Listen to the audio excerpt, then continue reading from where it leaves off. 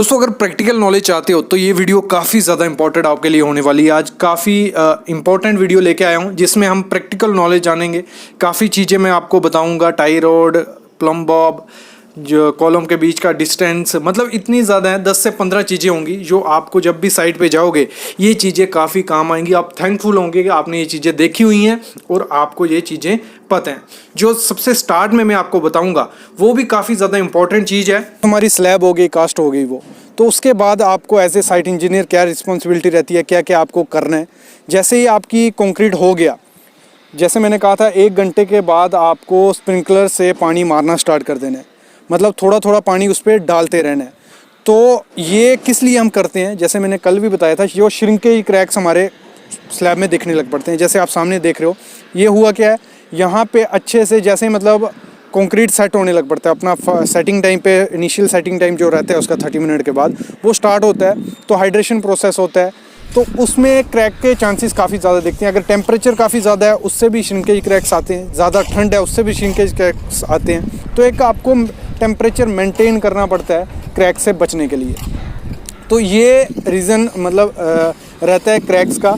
तो ये क्रैक्स आप जैसे ही आपका मतलब 30 मिनट हुए तो उसके बाद थोड़ा थोड़ा पानी आपको छांटना शुरू कर देना, मतलब स्प्रिंकल करना शुरू कर देना। ये बात हो गई मतलब कंक्रीटिंग के दौरान। दूसरे दिन आपको जैसे ही, क्योंकि जो आप वो पाली होती है जिसे हम ऐसे जो पॉन्डिंग के लिए हम छोटी छोटी सी दीवार करते हैं जो हमारे 40 mm हाइट होती है पानी भरने के लिए, वो प्रोसेस आपको करना ही करना है।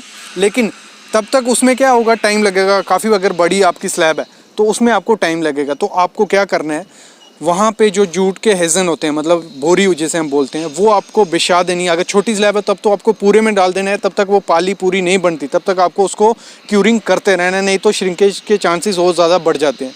जब तक वो पाली नहीं बनती है तो आपको पानी स्प्रिंकल करते रहना है। और अगर आपकी स्लैब काफ़ी ज़्यादा बड़ी है तो पॉसिबल हो जहाँ स्लोप है वहाँ पे तो पानी नहीं रुकेगा, तो वहाँ हेजन डाल देने, और जहाँ स्लोप नहीं है, थोड़ा गड्ढा वड्ढा है, वहाँ पानी आपको फिलअप करके रखना है कि थोड़ा बहुत पानी स्लैब को मिलते रहे। ठीक है, तो ये हो गया। जैसे पाली तैयार हो गई तो पॉन्डिंग आपको उसका कर देना है, मतलब उसमें पानी आपको फिल कर देना है। और क्यूरिंग का पीरियड क्या रहेगा आपका, देखो अगर समर है, मतलब टेम्परेचर काफ़ी ज़्यादा है, 35 ओवर 40 प्लस है, तो आपको मिनिमम कितने 10 दिन क्यूरिंग करनी है। और मिनिमम मैं बोल रहा हूँ, और मैक्सिमम आपको 14 दिन पानी उसमें पानी ऑलवेज रहना चाहिए। पूरे दिन मतलब 24 घंटा उसमें पानी रहना चाहिए, 14 दिन। लेकिन अगर आपका कोल्ड रीजन है, मतलब ठंडा एरिया है, ठंडा मौसम है, तो आपको मिनिमम 7 दिन क्यूरिंग करनी है और मैक्सिमम आपको 10 दिन क्यूरिंग उसमें करनी है। ठंडे रीजन में ज़्यादा उसमें कुछ इतना करने के नहीं है। लेकिन इसमें एक चीज़ आपको ध्यान रखनी है कि जब भी आप ऑर्डिनरी पोर्टलैंड सीमेंट यूज़ कर रहे हो तो आप 7 से 10 दिन क्यूरिंग कर सकते हो। लेकिन जब उसमें एडमिक्सचर्स ऐड हो गए, मिनरल्स ऐड हो गए, फ्लाई ऐश वगैरह ऐड हो गई, तो आपको क्यूरिंग ज़्यादा दिन तक रखनी है, मतलब 14 दिन मिनिमम आपको क्यूरिंग करनी है। ठीक है, ये चीज़ें आपको ध्यान रखनी होती है एज ए साइट इंजीनियर। जब भी आपकी स्लैब कॉस्ट होगी तो उसके बाद आपको क्यूरिंग का प्रोसेस स्टार्ट कर देना है। और जो आपके श्रिंकेज क्रैक्स आ गए, आपने क्यूरिंग उस टाइम नहीं की लेकिन आपको क्रैक्स दिख रहे हैं अपनी स्लैब में, तो उसको अच्छे से फिनिश कर देना है। वो फिनिश कैसे करोगे, जो सीमेंट हमारा होता है उसकी स्लरी बना के उसमें SBR केमिकल आता है। कोई भी केमिकल आपके पास वहाँ पॉसिबल है वाटर प्रूफिंग का, या तो SBR आप डाल सकते हो। उसकी स्लरी अच्छे से बना के जब तक ग्रीन कंक्रीट हो, मतलब तभी आपको जैसे ही श्रिंकेज क्रैक्स आपको दिखना स्टार्ट हो गए, मतलब सेट नहीं होना चाहिए, उसका फाइनल सेटिंग टाइम अगर हो गया तो फिर थोड़ा क्रैक्स फिलअप में चांसेस कम होते हैं, उसमें लीकेज के चांसेस बढ़ जाते हैं। श्रिंकेज क्रैक से इतने ज़्यादा चांसेस लीकेज के नहीं रहते हैं, वो हेयर लाइन क्रैक्स ही होते हैं, ऊपर ही आपको दिखते हैं, नीचे वो डेप्थ तक नहीं गए होते। लेकिन कुछ क्रैक्स बढ़ जाते हैं, वो किसकी वजह से, अगर प्रॉपर कवर नहीं प्रोवाइड किया, जहाँ आपकी रिइंफोर्समेंट में कोई भी शटरिंग में सेटलमेंट हुई, तो उस केसेस में आपको अच्छे एडवांस वो चीज़ें करनी पड़ेंगी इसको सेट करने के लिए। लेकिन आपके अगर श्रिंकेज क्रैक्स हैं तो उसमें आप SBR प्लस स्लरी डाल दोगे, अच्छे से फिल हो जाएगी, वो बिल्कुल लिक्विड फॉर्म में रखनी है, वो अच्छे अपने आप इंसर्ट हो जाएगी, ऊपर से अच्छे से फिनिशिंग उसको कर देने। तो ये चीज़ें आपको ध्यान रखनी है एज ए साइट इंजीनियर जब आपकी स्लैब कास्टिंग हो जाए। और जो भी आप उसमें दूसरे दिन डी शटरिंग की जाएगी, जो उसकी साइड्स होंगी उसको डी शटरिंग कर सकते हो आप 17 घंटे के बाद, 17 आवर के बाद। तो उसमें वो देख लेना आपने कहीं भी हनीकॉम्ब वगैरह हो तो उसकी आपको फिनिशिंग कर देनी है। और साइड के लिए आपको वहाँ तो पॉन्डिंग नहीं कर सकते, वहाँ पर आपको जो जूट ये होते हैं कंतान, वेट हेजन, तो इसको आपको डाल के उसकी प्रॉपर क्यूरिंग करते रहना है 14 दिन। कि शेयर की क्या होती है, टाई रोड क्या है, डोवेल्स क्या है। फिर हम बात करें कि मेरे को कमेंट आ रहा है कि सर सर्कुलर कॉलम का हम कैसे, जो स्टार्टर होता है उसका वॉल्यूम कैसे निकालते हैं, वो बताऊंगा। प्राइमरी भी सेकेंडरी भी अच्छे से विजिट करवा के बताऊंगा। वो डोर का जैम क्या होता है, वो सब चीज़ें इस वीडियो में क्लियर होने वाली है। तो हम स्टार्ट करते हैं शेयर की से। तो शेयर की क्या होती है, देखो जो सामने आप खड्डे खड्डे देख रहे हो बीम में, ये प्रॉपर से की गई नहीं है लेकिन कॉन्सेप्ट क्लियर हो जाएगा आपका। शेयर की हम प्रोवाइड करवाते हैं जहाँ भी हमारा जॉइंट आता है। आपने मोस्टली शेयर की सुनी होगी, आप जब डिग्री कर रहे होंगे अपनी, तो उधर रिटेनिंग वॉल का जब हम डिज़ाइन करते हैं तो उसमें हम नीचे में शेयर की प्रोवाइड करवाते हैं। वो क्यों, मतलब एक बॉन्ड बनी रही, मतलब जैसे एंकरेज चाहिए होती है ना, वही काम शेयर की यहाँ करती है। जब दूसरा कंक्रीट होगा इस कॉलम में, जैसे आप कॉलम देख रहे हो सामने, स्टार्टर हो गया, स्टार्टर के बाद यहाँ कॉलम किया जाता है। तो कॉलम का जो कंक्रीट होगा दूसरे टाइम, वो अच्छे से बॉन्ड बना पाए, नीचे फेलियर के चांसेस डिक्रीज़ कर पाए, क्योंकि सबसे ज़्यादा फेलियर के चांसेस कॉलम के कहाँ होते हैं, नीचे में। और अगर वहीं पे एक प्रॉपर जॉइंट नहीं बनाया गया तो फेल होने के चांसेस काफ़ी ज़्यादा प्रोवाइड हो जाते हैं। तो यहाँ हम शेयर की प्रोवाइड करते हैं। और शेयर की का आप कैसे किस वे में रख सकते हो, देखो हम उसकी लेंथ आप 150 बाई और डेप्थ उसकी 100 mm रख सकते हो कि प्रॉपर से जब दूसरा कंक्रीट हो एक अच्छी सी बॉन्ड उसमें बन जाए। तो यही पर्पज़ रहता है शेयर की का कि हम क्यों प्रोवाइड करते हैं। एक मतलब जब हाँ हमारा जॉइंट आता है वहाँ प्रॉपर जॉइंट अच्छे से हो पाए, इसलिए हम शेयर की वहाँ प्रोवाइड करते हैं। ये हो गया शेयर की का कॉन्सेप्ट। अगला हम बढ़ते हैं टाई रोड की तरफ। तो टाई रोड क्या हुई हमारी, टाई रोड जैसे सामने आप देख रहे हो, मतलब हम कॉलम की शटरिंग के लिए यूज़ करते हैं या किसी भी चीज़ की शटरिंग होती है, शेयर वॉल की शटरिंग हो गई, तो उसमें हमारा जब कंक्रीट होता है तो लोड काफ़ी ज़्यादा होता है। तो जो शटरिंग है उसको एक अच्छे से प्रॉपर वे से पकड़ने के लिए हम मोस्टली टाई रोड यूज़ करते हैं। जैसे आप सामने देख रहे हो 16 mm टाई रोड है। ये हर एक अलग अलग डाया की टाई रोड आती है। इसमें जो स्क्रू आप देख रहे हो, स्क्रू की हेल्प से हम टाइट कर देते हैं, मतलब दोनों तरफ हमारे सी चैनल लगेंगे, बीच में हमारी टाई रोड लगेगी और स्क्रू की हेल्प से हम उसे टाइट कर देंगे। इसे हम टाई रोड बोलते हैं। अगली जो चीज़ है, अगली मैं बताने वाला हूँ स्टार्टर का वॉल्यूम निकालने के लिए सिंपल फार्मूला है जो हम 8th से पढ़ते आ रहे हैं, उसकी हेल्प से हम निकाल पाते हैं कि कैसे हम कोई भी सर्कुलर चीज़ है उसमें कितना कंक्रीट लगेगा, वो हम उसकी हेल्प से निकाल पाते हैं। जैसे आप सामने देख रहे हो ये हमारा 900 mm का सर्कुलर कॉलम है। तो हमें सिंपल क्या करना है, जो हमारा नॉर्मल फार्मूला रहता है पाई आर स्क्वायर एच करना है। 3.14 मल्टीप्लाई बाई आर हमारा क्या आएगा, रेडियस हमारा ये 900 का कॉलम है तो 0.450 इंटू 0.450 इंटू एच, हाइट क्या होगी हमारी 100 mm का हम हाइट स्टार्टर भर रहे हैं।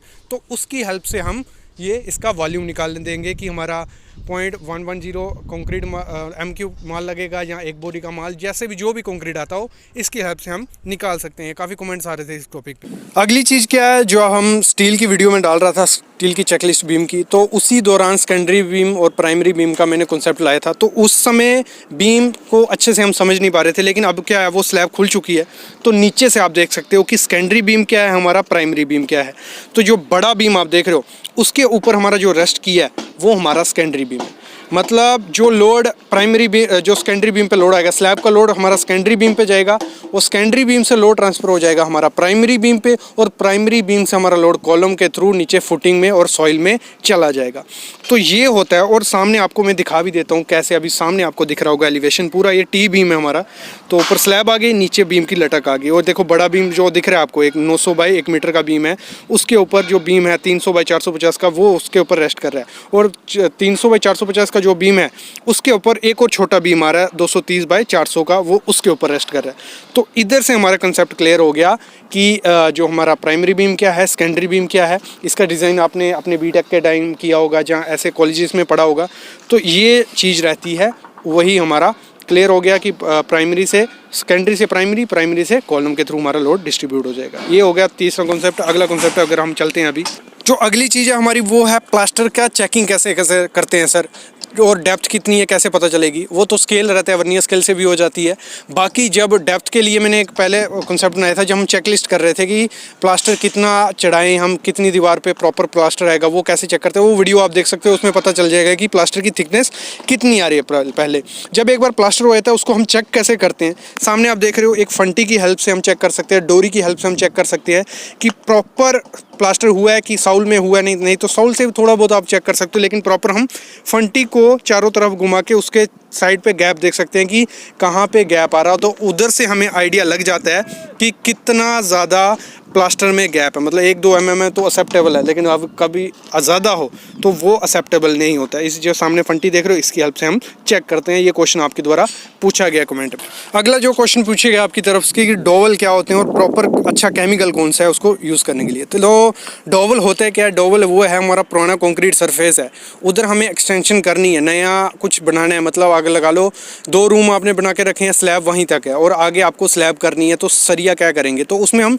डोवल यूज़ करते हैं, ग्राउट करते हैं डोवल्स, होल करके उसमें हम सरिया डालते हैं। और सरिये के लिए अच्छा केमिकल कौन सा है? फिशर केमिकल, सामने आप जो देख रहे हो, जहाँ हिल्टी केमिकल वो भी आता है। और डोवल हम उसे बोलते हैं, मतलब हमारा जैसे क्या होता है, कॉलम हो जाते हैं हमारे और बीच में हमारा लिंटल हमें डालना होता है और लिंटल का सरिया हमने प्रोवाइड नहीं किया होता, तो वहाँ हम होल करके लिंटल का सरिया ग्राउट करते हैं और फिर वहाँ हमारा वो प्रोसेस पूरा लिंटल का किया जाता है। तो डोवेल क्या हुए?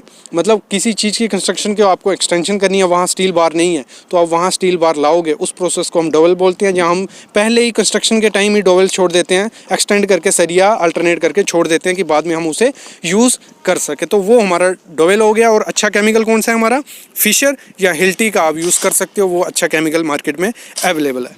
नेक्स्ट जो क्वेश्चन है वो डोर जैम क्या होता है? तो डोर जैम सिंपल एक मतलब वर्ड यूज़ किया जाता है डोर जैम। ये सामने आप देख रहे हो, चौखट भी हम जिसे बोलते हैं, और एक ग्रेनाइट की चौखट होती है, वुडन की चौखट होती है, तो उसे हम डोर का जैम बोलते हैं, डोर जैम। तो ये आपको काम आएगा कहाँ? बिल्डिंग वर्क में, जहाँ जब आप क्वांटिटी निकालोगे किसी चीज़ की तो उसमें हमारा ये डोर जैम वर्ड आपको सुनने में आएगा। तो ये हमें क्लियर हो जाए कि हमें कितना मैक्सिमम डिस्टेंस रखना होता है कॉलम के बीच में, मतलब मिनिमम कितना रख सकते हैं और मैक्सिमम कितना रख सकते हैं, और क्या क्या चीज़ें ध्यान देनी है। अगर हम हमारा डिस्टेंस 7 मीटर हो गया या 40 फुट हो गया, 50 फुट हो गया या 10-12 फुट है, तो उसमें क्या क्या चीज़ें हमें ध्यान देनी होती है, वो चीज़ें आज इस वीडियो में मैं क्लियर करने वाला हूँ। तो कंप्लीट वीडियो देखना, इसमें फुल वीडियो जब देखोगे आप तो आपको आइडिया लगेगा कि क्या सही है और क्या गलत है। ऐसे बीच में छोड़ दोगे, क्योंकि इस पर 2-3 वीडियो मैं बना चुका हूँ, वो देखने के बाद ही लोगों के माइंड में आ रहा है कि सर ऐसे करेंगे तो ऐसे क्या होगा और ऐसे क्या होगा, तो वही मैं क्लियर करूँगा। ठीक है, तो स्टार्ट करते हैं। सामने आप बीम देख रहे हो, कॉलम देख रहे हो, तो इनके जो स्पान है वो स्पान काफ़ी ज़्यादा लंबे लंबे हैं। मतलब आप जो बड़ा वाला कॉलम देख रहे हो, इसमें 13 मीटर स्पान है, मतलब 13 मीटर डिस्टेंस है दोनों कॉलम में। और कई में आपको दिख रहा है 3 मीटर है, 4.5 मीटर है, 3500 है। तो ये इससे क्या क्लियर होता है? देखो, आप जो मिनिमम डिस्टेंस आपको कॉलम के बीच में रखना है, मिनिमम आपको 2.5 मीटर रखो, 2.5 से 3 मीटर, मिनिमम 3 मीटर से कम नहीं रखने का, वो कॉलम का कोई फ़ायदा नहीं है। कुछ सिचुएशन में हम रखते हैं, मतलब कई कई जगहों पे आपने देखा होगा 2 मीटर भी होता है, 2.5 मीटर भी होता है। वो कहाँ होता है? जहाँ हमारी स्टेयरकेस हो, जहाँ कुछ स्ट्रक्चर ही ऐसा हो, वहाँ हम नॉर्मली केसेस में रखते हैं। लेकिन जो कमर्शियल बिल्डिंग आपने देखी, बड़ी बड़ी हाई राइज बिल्डिंग होती है 30 स्टोरी की, 40 स्टोरी की, उसमें आपको डिस्टेंस ऐसा देखने को मिलेगा, 15-15 मीटर भी देखने को मिलेगा, 12-12, 13-13, 14-14, 50 फुट या 40 फुट देखने को मिलेगा। वहाँ होता क्या, कैसे हम इस चीज़ को काउंटर कर लेते हैं? फिर हम रेजिडेंशियल बिल्डिंग पे भी आएंगे, जो हम छोटे मोटे ड्यूप्लेक्स बनाते हैं, छोटे घर बनाते हैं, उनमें मैक्सिमम मिनिमम कितना रख सकते हैं, कॉलम का साइज़ क्या रख सकते हैं, बीम का साइज़ क्या रख सकते हैं, वो भी मैं आगे बात करता हूँ। पहले हम कमर्शियल बिल्डिंग की बात कर लें, जहाँ आपने देखा होगा कि 13 मीटर 12 मीटर डिस्टेंस होता है। जो जैसे आप सामने भी देख रहे हो, जो कॉलम का साइज़ है 1500 बाई 1 मीटर का साइज़ है, और स्पान हमारा 12.5 मीटर है। और ये क्या होता है? ये डिपेंड होता है आपके कॉलम का साइज़, बीम की डेप्थ, मतलब इस पे आपका डिपेंड होगा कि आप कितना लंबा बीम दे सकते हो। ये आर्किटेक्ट प्रॉपर से उसको डिज़ाइन करता है कि ये जो लोड इस पे पड़ेगा प्रॉपर डिस्ट्रीब्यूट हो पाएगा, नहीं हो पाएगा। जैसे जैसे कॉलम का डिस्टेंस बढ़ता जाता है, वैसे वैसे हमारी बीम की जो डेप्थ होती है, विड्थ होती है, वो बढ़ती जाती है। और जो हमारी स्लैब होती है वो 1 वे नहीं रहती, फिर 2 वे स्लैब आपको उस एरिया में प्रोवाइड करनी पड़ती है। मतलब 3 केसेस हो जाते हैं। जैसे डिस्टेंस हमारा बढ़ेगा, कॉलम का साइज़ बढ़ेगा और हमारा जो बीम की डेप्थ होगी, विड्थ होगी, वो बढ़ती जाएगी, और स्लैब हमारी प्रॉपर उसकी उसकी डेप्थ और 2 वे स्लैब हमें उस एरिया में प्रोवाइड करनी पड़ती है। ये हमारी होगी बात कमर्शियल बिल्डिंग की। अब आते हैं हम रेजिडेंशियल बिल्डिंग, जो छोटी मोटी बिल्डिंग होती है, हमारी घर की बिल्डिंग हो गई। तो उस केस में हमें क्या करना होता है? उसमें हमें जो कॉलम का मिनिमम डिस्टेंस रखना है वो हमें 3 मीटर रखना है मिनिमम, और मैक्सिमम आपको 5 मीटर के ज़्यादा नहीं जाना है। क्योंकि उस केस उधर क्या करते हैं हम, जो कॉलम हम प्रोवाइड करते हैं वो भी छोटे होते हैं, मतलब मैं साइज़ बताता हूँ आगे, वो उनका साइज़ भी छोटा होता है, बीम की डेप्थ भी छोटी होती है, और जो हम सरिया प्रोवाइड करवाते हैं वो भी छोटा रहता है। तो उस केसेस में आपको 6 मीटर से मैक्सिमम नहीं जाना है, मतलब मिनिमम आपका हो गया 3 मीटर और मैक्सिमम हो गया 6 मीटर। तो मैं यही करूँगा 4 मीटर या 4.5 मीटर इस बीच आप अपने कॉलम का स्पान रखो। जहाँ हम बोले हमारे जो हो गया 13 से 16 फीट आपको रखने। ये क्लियर हो गया केस। अभी हम बात करते हैं हमारे घर के जो कॉलम का साइज़ रखेंगे। अगर हम 4 मीटर या स्पान रख रहे हैं 4 मीटर, तो उसमें हमें कॉलम क्या प्रोवाइड करना है। तो उसमें कॉलम आपको देखो, हमें थोड़ा एरिया भी बचाना होता है। अगर हम बड़ा कॉलम दे देंगे अंदर की तरफ या बाहर की तरफ तो एरिया कंज्यूम होगा। तो कॉलम हम 9 इंच बाय 12 इंच का प्रोवाइड कर सकते हैं। अगर डुप्लेक्स हाउस है, आपने सोचा है कि 2 स्टोरी हमें रखनी है, 9 बाय 12 का कॉलम प्रोवाइड कर दो। 9 की आपकी दीवार आ जाएगी और जो 12 का एरिया होगा वो बाहर की तरफ थोड़ा ऑफसेट रहेगा, अंदर की तरफ वो भी ऑफसेट आपको नहीं रखने। 9 बाय 12 का कॉलम हम प्रोवाइड कर देंगे। और जो हमारा बीम होगा ऊपर वो आप ऑफसेट दे के प्रोवाइड कर सकते हो 12 बाय 12 का, जहाँ आप 9 बाय 12 का उसमें बीम दे दो। और उसमें जो स्टील रहेगा, बॉटम में आपको 16 का सरिया 3 डाल देना है और टॉप में आपको 12 का सरिया डाल देना है। और कॉलम में हम सरिया प्रोवाइड करेंगे 4 नग 16 का हम उसमें प्रोवाइड कर देंगे। तो इस हिसाब से हम डुप्लेक्स को कर सकते हैं। लेकिन जो आज का वीडियो था वो प्रॉपरली किस चीज़ के लिए था, हमारा मिनिमम और मैक्सिमम डिस्टेंस के लिए। तो मिनिमम आपको 3 मीटर रखना है और मैक्सिमम आपको 5 या 6 मीटर आपको हद जाना है। ये हो गया हमारा फ्रेम स्ट्रक्चर का। तो इसमें आप ये चीज़ को ध्यान रखना ही रखना है। और जैसे मैंने कहा, आपको ऐसे कहीं से भी प्लान उठा के जहाँ खुद ऐसे कॉलम ये नहीं करना है कि 3 मीटर में मैं प्रोवाइड कर देता हूँ, कोई इशू नहीं होगा। ये चीज़ भी कई केसेस में फेल होते हैं, कॉलम फेल हो जाते हैं। आपको प्रॉपर आर्किटेक्ट या कंसल्टेंट से ये कंसल्ट कर लेना है कि हमें कितने पे प्रोवाइड करना है। बाकी अगर आप 3 या 6 मीटर पे प्रोवाइड करते हो और प्रॉपर कॉलम या बीम प्रोवाइड करते हो तो इतने ज़्यादा फेलियर के चांसेस काफ़ी ज़्यादा कम हो जाते हैं। और स्लैब में आपको ध्यान देना है, स्लैब में आपको 2 वे कर देना है। जहाँ स्पान ज़्यादा बड़ा हो जाएगा वहाँ बीम की डेप्थ भी ज़्यादा कर देनी है और ऊपर 2 वे स्लैब आपको कर देनी है। तो इस वीडियो से आई होप आपको आइडिया लग गया होगा कि आपको किस बेस में कैसे आपको कॉलम का maximum distance minimum distance provide करना है। इस पर 3-4 वीडियो मैं बना चुका हूँ, वो भी देख सकते हो। उसमें भी मैंने अच्छे से एक्सप्लेन करके आपको बताया है और थियोरेटिकल वीडियो भी है, उसमें दिखाया भी है कैसे करते हैं। और जो सामने आप देख रहे हो वो कमर्शियल बिल्डिंग है, इसमें स्पान काफ़ी ज़्यादा है, बीम काफ़ी ज़्यादा बड़े हैं। लेकिन रेजिडेंशियल बिल्डिंग में हम छोटी की तरफ जा सकते हैं। तो ये था आज का वीडियो। ऐसा ही वीडियो एक और आपको शाम को देखने को मिलेगा इंटरव्यू क्वेश्चन पे, शेयर की पे। तो उसके लिए प्लीज़ चैनल को सब्सक्राइब कर लो और बेल आइकन ज़रूर दबा लो। Thank you guys.